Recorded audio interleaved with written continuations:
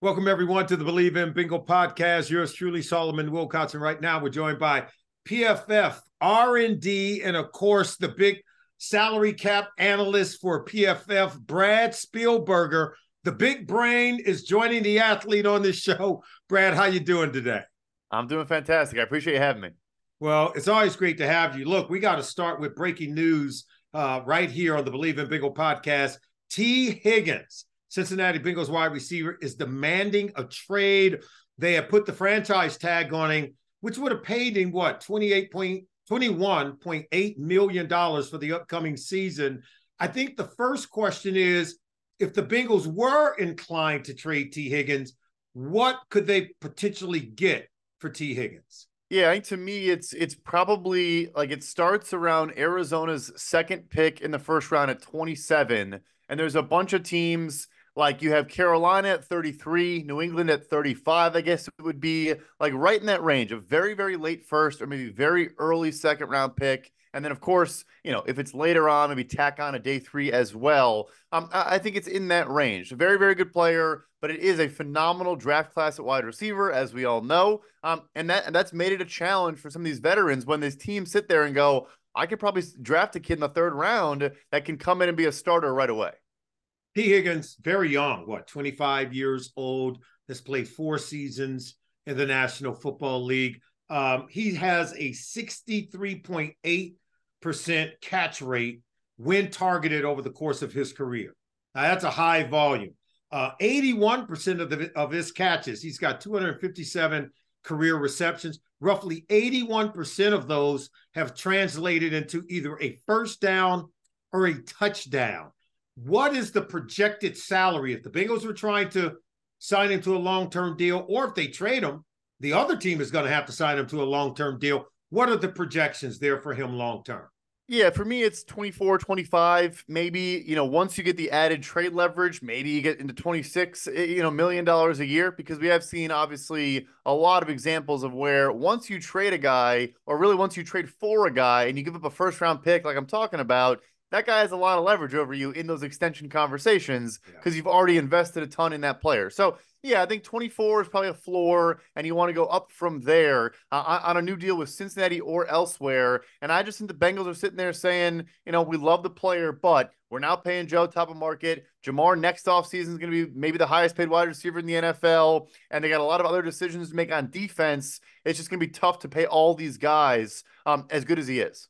The market has been churning to see Tee Higgins listed as an unrestricted free agent. I remember last year at the Super Bowl, many people were expecting him to hit the free agent market then, or maybe a potential trade. He couldn't hit the free agent market until after his 4th season. However, he thought he might get the extended contract after his 3rd season, didn't get it. And now he expects to get it after his 4th season. And now he's not getting it. He's getting the franchise tag. In what way, shape, or form does maybe Tee Higgins and his representatives have maybe a bone to pick given where they are right now? So that was the big tell by the timing of his franchise tag. I know a lot of people talk about how he is the same agent as Jesse Bates. I don't think there's, they don't carry over resentment like that from player to player. Maybe they do, but it's more so just that, look, when Bates got tagged, it was the second to last day of the franchise tag window, which is normal, right? Usually you see the teams wait. It's a 2-week window, but like 90% of the tags get picked up right at the end. Higgins was the second day the franchise tag window was open, and now reports have come out that they didn't even really exchange offers back and forth, which I want to underscore to fans. Like, that's not normal. It's very uncommon, and that's gonna frustrate an agent. I'll put it that way. When you don't even, hey, we're gonna make a first and initial offer, try to get a deal done. If we can't get there, then we'll go to the franchise tag. Because look, Jalen Johnson, Justin Madubuike, like we've already had multiple extensions off those tags, right? So they were close, and they just couldn't. They need to buy themselves some more time. So yeah, it's not a good sign, and the trade request does not shock me at this point. And let's be honest, and I want to get your opinion on this. Let's use Jesse Bates maybe as the example, because the Bengals did use the franchise tag on him during the 2022 season. And while Jesse Bates started every game, remember he held out a training camp, came late, played every game, but didn't have the usual Jesse Bates kind of year, at least not like the year he had in 2023, his first year with the Atlanta Falcons. So how much should the Bengals be concerned of maybe using that tag, paying a guaranteed $21.8 million to Tee Higgins, but maybe not getting the most out of him and maybe not even seeing him all of training camp. Yeah, so I think again you'll get something of a holdout like that, but I would be surprised if Higgins misses any actual time. But look, you want to have that guy in camp, developing chemistry. Obviously, him and Joe Burrow know each other very well, but just being on the same page, being in sync, and I think you will see some hardball to a degree. That the new CBA did effectively get rid of like a rookie contract player's ability to hold out. It's very, very tough, but. Yeah. For a franchise tag, you cannot sign the tag and then you're not under contract, right? So you can drag that out as long as you want. So I think there's two elements here that are interesting. So first is that one. The second is when Jesse Bates goes to Atlanta, signs a big deal, the Orlando Brown deal negates the compensatory pick. So the Bengals lost Jesse Bates for nothing, right? And right. So like that is also a calculation. I know they want to chase a ring, and I get it. They should. I'm not going to sit here and say it's a bad move. They just let T play on the tag and then move on. But the smart teams that want to sustain a window and be competitive for a very long time, the Chiefs traded Tyreek Hill and have won 2 Super Bowls back-to-back since then. You got to those tough decisions you have to make sometimes.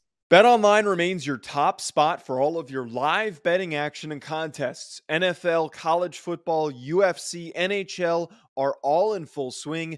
BetOnline is your #1 source for wagering news, odds, trends, and predictions with both desktop and mobile access at any time. Head to BetOnline today and use promo code BELIEVE, that's BLEAV, for 50% off your first deposit. That is a 50% welcome bonus. BetOnline, where the game starts. Yeah, and when you have the quarterback that can help you overcome maybe some of the missing pieces, and I do believe the Cincinnati Bengals have that kind of quarterback, then you've got to be able to maybe, if you're going to be without Tee Higgins, leverage what you can get to get better in other areas. And that leads me to this question. The Cincinnati Bengals clearly want to add more explosive speed to the offensive side of the ball around Joe Burrow. Where do they go with this first-round pick? Do they lean into getting another receiver? Maybe they take Tee Higgins' eventual replacement, or do they go for a Brock Bowers, who many Bengals fans seem to want? I think first round, honestly, I go tackle before both of those. I think I really like this class. I think it lines up very well. And then secondly, because I think you can get a starting caliber receiver in the second or even third round. And I do agree with you. An element of speed, to me, a guy that over the middle can catch the ball, make guys miss in space, and run. Look, I love Tyler Boyd, one of the better possession receivers in the NFL for a long time now, underappreciated. But I think the lost value there was when you have Jamar Chase and Tee Higgins out wide, there's so much room underneath to operate. And if you had a speedster over the middle that could catch the ball and kind of, manipulate angles, out leverage defenders, and use that space to his advantage, I think it'd be huge. So look, I mean, Brock Bowers would be a great addition too. They need a tight end on this roster. Free agency is pretty barren there. So I wouldn't hate that move either. But, a guy like a Malachi Corley at Western Kentucky, or a guy that can just win over the middle and has that speed, to me, that I think is a second, third round pick, not a first round pick. That's what I would do. The tackle, right tackle, or maybe another addition, right, to the interior portion or at the right tackle position on the offensive line. It's not a sexy pick, but it certainly is screaming at you for a long-term projection of being able to protect your quarterback. I want to talk a little bit more about Brock Bowers, because I don't expect a tight end in today's NFL to go in the top 10, even when they're special. I think we can now look back and say when the Falcons took Kyle Pitts with 4th overall selection in 2021, 1 pick ahead of Jamar Chase. We can look back on that and say, whoa, they should have done something different. And I do believe we're finding that tight ends, Rob Gronkowski being a 2nd-round pick, Travis Kelce, a 3rd-round pick, George Kittle, a 5th-round pick. We're finding that you can get great value at the tight end position and not take them in the 1st round, let alone top 10. Where do you see Brock Bowers going with that as a mindset? Yeah, and I think you are seeing the NFL understand that. Sam Laporta last year, not a first-round pick either, as one of the best rookie seasons we've ever seen at the position. So I think Bowers is special. I think he had a special college career. I think he is going in which, Bengals fans get excited. Like, I think at 14 with New Orleans is where I think it really starts to heat up. And maybe a trade-up team can happen. But I agree, no top 10. Maybe the Jets at 10, I guess, if nothing falls their way, but I don't really see that. And then you look 11, 12, 13. I think Minnesota is going to need to get a quarterback because I think Kirk Cousins is going to be a Falcon by the time you post this video. And then Denver at 12 and Las Vegas at 13. They don't really need tight end. They also need quarterback. So New Orleans at 14, I think, is where it starts. The Colts at 15 don't really need tight end. So anyway, what I'm trying to get at is I think Cincinnati at 18 is actually going to be in the wheelhouse of where he might come off the board. I wouldn't mind it. I agree. I wouldn't use a top 10 pick, and there are some values in some years. In this class, I think the drop-off from Brock Bowers to number 2 tight end is a massive, massive drop-off. Massive. It's a chasm between him and maybe the next best available tight end. I want to talk about defensive tackle a little bit because the Bengals, without DJ Reader returning to this team, he's expected to hit the market at the start of free agency. And that leaves a gaping hole in the middle of their defense, particularly when it comes to stopping the run, something they didn't do too good of a job at last year, Brad. So tell me, what does the draft look like, or is this a free agent play as the Cincinnati Bengals look to fill that void? I think they need to make a really big push to keep Reader, frankly. I know he had the quadriceps injury. It sounds like he's been in the building every single day since then. And obviously, you want to go to your building and rehab, but it sounds like there have been kind of some good conversations there. On-off splits are noisy. You remember at PFF, like no one suggests to look at on-off splits. There's a lot going on there. Who's the opponent? Whatever. The on-off splits with DJ Reader this past season were crazy. When he was playing versus not. Right. Yeah, and it makes sense because he's a guy that can two-gap. He can get upfield if you want him to. Yeah. He can do a lot as a 0-1 tech or even kind of as a 3 tech. So that, to me, is probably the biggest priority in free agency. Like the draft's a different thing, but there are a lot of good interior defensive linemen, Grover Stewart in Indianapolis or Sheldon Rankins in Houston, or kind of a similar market, tier 2 guys that I think Cincinnati should be calling on. Cincinnati Bengals also look to replenish their secondary. The safety position sort of is screaming at us. It's already been reported that they're going to move Dax Hill maybe to that dime defender to the weak side when they're in their sub packages. But we see a lot of veteran safeties flooding the free agent market. Who stands out to you as someone that would fit in Lou Anarumo's defense? Yeah, there's a ton of options, which is always good news. And obviously, I thought you saw a lot of good play from Battle last year, and I think he's going to be a piece there. It's interesting because, like you said, you could get kind of like the overhang type role from Dax Hill and do different things. But to me, like Julian Blackmon's an interesting piece in Indianapolis again.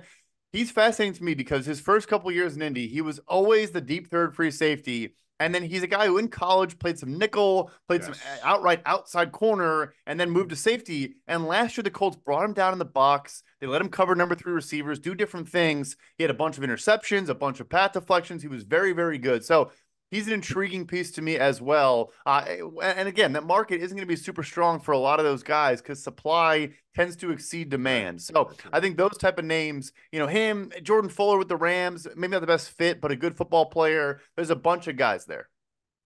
Have guys like Jordan Poyer, Eddie Jackson, have they seen their better days? Are these the guys, and even Justin Simmons, who, oh, by the way, since he came into the league in 2016, his 30 interceptions are more than any other defensive back in that time span. Have they pretty much played themselves into a role where it's going to be a 1-year contract, maybe on a sub-level deal when it comes to the economics of it?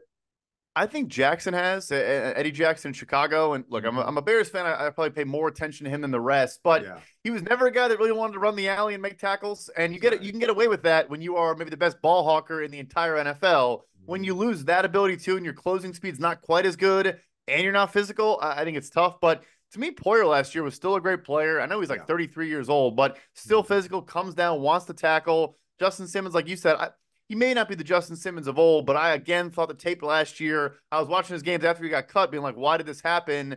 He looks like a good football player to me. And I think that the best comparison is Kevin Byard got 2 years, $15 million from Chicago.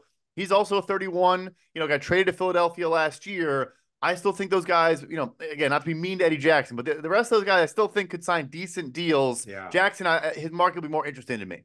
Brad, I'm going to just say this now. I want to get your thoughts on it. For me, Justin Simmons is the closest thing to what the Bengals and Lou Anarumo had in Jesse Bates. He's a guy that can roam, has great range, and the ball finds him, right? He just has a way of finding the ball, and the ball doesn't get thrown over his head. In fact, he makes you pay for throwing the ball on the third level of the defense. To that, you say what? Could not agree more. 100%. No, he is a guy that I think you almost line up pre-snap and you're identifying the mic and then you're identifying where Justin Simmons is. That's right. and trying to go elsewhere. He is still that dude. I completely agree. And like you said, the ball finds him. There are a couple snaps when I was watching, like he's already driving on a player before the quarterback even has his feet set. He just knows the ball is going there. Like the instincts are off the charts. I just believe Lou Anarumo, if he had a chance to work with Justin Simmons, it would be a perfect fit. It'd be a match made in heaven. And we'd get close to being what we had in Jesse Bates, who was a guy who was certainly a ball hawk. One last question before we get you out of here. A lot of reports are circulating that the Cincinnati Bengals will part ways with Joe Mixon. He's due a guaranteed $3 million March 18th after the start of the new league year. Some kind of decision is going to be made between now and then. What do you think is going to happen there? And will the Bengals look to dip into the draft again for another running back? I honestly think we're getting to a point where, like, we're reaching an inflection point where we're kind of getting a little bit too crazy. Look, I get the running back market is in a downward swing, and there's plenty of data that suggests, some of these veteran deals don't age very well. You have guys like Mixon and Aaron Jones and a lot of players taking pay cuts.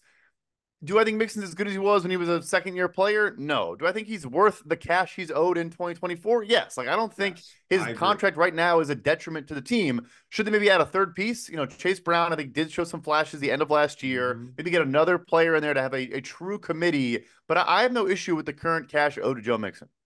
Here's what I could tell you about Joe Mixon. And I don't know that Bengals fans understand this. He can run it and he can catch it. Could be better in pass protection, let's be honest, but he has fumbled once for every 300 touches during his 7-year career. Only 6 fumbles in 7 seasons, and we're talking a lot of carries and a lot of catches, but 1 fumble for every 300-plus touches. To that, you say what, Brad Spielberger? Yeah, it's underappreciated. Because when you first said that, I'm sitting there being like, he's got to be a 300-touch guy every year, right? If not more, because the pass game volume doesn't really get appreciated. I know he's not like running routes out of the slot like an Alvin Kamara or Christian McCaffrey, but he is a reliable checkdown guy, sure-handed enough. Yeah, like limiting the negatives is just as important as the positives sometimes. That's right. And look, if you go look at yards from scrimmage for the running backs drafted in the class of 2017, which Joe Mixon was part of, and so was Christian McCaffrey, Alvin Kamara, Leonard Fournette, Austin Eckler, Dalvin Cook. I think he's third behind Alvin Kamara with yards from scrimmage, both rushing and receiving. So he's a well-accomplished back. And for the $3 million that he's guaranteed after March 18th, I think he's worth every penny, and I think he's worth keeping. Brad Spielberger, thank you for joining us here on the Believe in Bengal podcast. You're the best, my friend. Keep up the work. Thank you so much. Hope the Bengals have a good week. All right, buddy. Take care. All right, everyone. That's going to do it for this week's Believe in Bengal podcast. We want to thank PFF's Brad Spielberger. He's in charge of the research and development, as well as building out salary caps for all 32 teams. All you got to do is go to pff.com to see more of his work. One final nugget on Tee Higgins, who has demanded a trade, as reported on Monday, but around 12 noon Eastern time. Again, Tee Higgins, Cincinnati Bengals 4-year wide receiver, has issued a trade demand to the Cincinnati Bengals. The projections are that he should be paid somewhere in the range of $25 to $28 million if he were to sign a new contract with a new team. If the Bengals can find a trade partner, I want you to let us know. Should the Bengals trade Tee Higgins or keep him for 1 year on the $21.8 million contract, which is guaranteed to him during the 2024 season? This is going to be very interesting over the next few weeks leading up to the draft. There is a huge market, a huge demand for the services of one Tee Higgins. Get this, during the 4 years that he's been with the Cincinnati Bengals, 257 career receptions. 81% of those catches have translated into either a first down or a touchdown. When targeted, he has caught 63.8% of the passes when he is targeted. This is a guy that has not only a 50-50 catch radius, but what he says is an 80-20 catch radius. He will high point the football. There's no doubt in my mind he makes the Cincinnati Bengals a better team. The Bengals need to begin to retool and rearm around Joe Burrow. Not only do they need to pay attention to the offensive linemen in the upcoming 2024 draft, but they can add a top-notch tight end like Brock Bowers. I think it would pay huge dividends, not just in the upcoming season, but into the foreseeable future for Joe Burrow. Think about it. Tom Brady had Gronk. Pat Mahomes, that's right, he has Travis Kelce. Joe Burrow needs his tight end of the present and of the future. They will not be able to hold on to Tee Higgins in the long term. And that's why Tee Higgins is well within his right to want to get his money now and want a trade. He doesn't want to leave the Cincinnati Bengals. He does not want to leave Jamar Chase and Joe Burrow. But what he does want to do is maximize his opportunity to cash in on a robust market that may not be great for other wide receivers, but I'm telling you, through everyone that I talk to across the landscape of the National Football League, there is a robust market for Tee Higgins. We wish him well, but we also wish well for the Cincinnati Bengals to at least have him in the fold for one more year as they begin to add around the talents on offense around Joe Burrow. We also need to fill in the defensive line with the absence of DJ Reader. We want to keep him, but still add depth. But we also need a talented safety on the back end who can find the ball. Let's see if it will be Justin Simmons or maybe someone they draft, or if they sign one of the other free agent safeties that are available on the market. This is the Believe in Bengal podcast. I'm Solomon Wilcots. Thanks for joining us, everyone.